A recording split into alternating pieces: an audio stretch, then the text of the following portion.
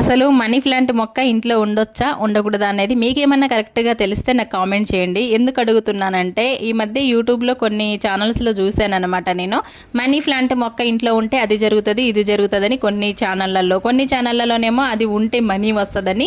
ఈ విషయాలన్నీ పక్కన పెడితే నేను మాత్రం అదొక మొక్క కాబట్టి ఇంట్లో పెట్టుకోవడం నాకు ఇష్టం అనమాట. మా ఇంట్లో 3 సంవత్సరాల నుంచి ఒక మనీ ప్లాంట్ మొక్క అయితే ఉంది.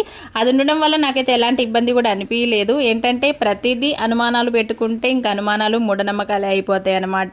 మన మనసు యథార్థంగా ఉంటే అంతా మనకి మంచి జరుగుతుంది అనేది నేను నమ్ముతా అనమాట. ఇంక ఈరోజు అయితే నా కూతురికి మొక్కలంటే ఇష్టం కాబట్టి మనీ ప్లాంట్ మొక్క అయితే తీసుకొచ్చిండు. ఆల్రెడీ ఇంట్లో ఉన్నా కూడా నేను దాన్ని పెట్టినా అనమాట. అంటే కొన్ని ఛానల్స్లలో చూశాను కాబట్టి ఇంకా కొందరు అంటూ ఉంటారు, మిషన్ దగ్గరికి వచ్చిన వాళ్ళు కూడా మనీ ప్లాంట్ ఇంట్లో ఉండకూడదు అంటారు. అసలు రీజన్ ఏంటనేది కూడా ఎవరు చెప్పరు, ఉండకూడదు అని మాత్రమే చెప్తారనమాట.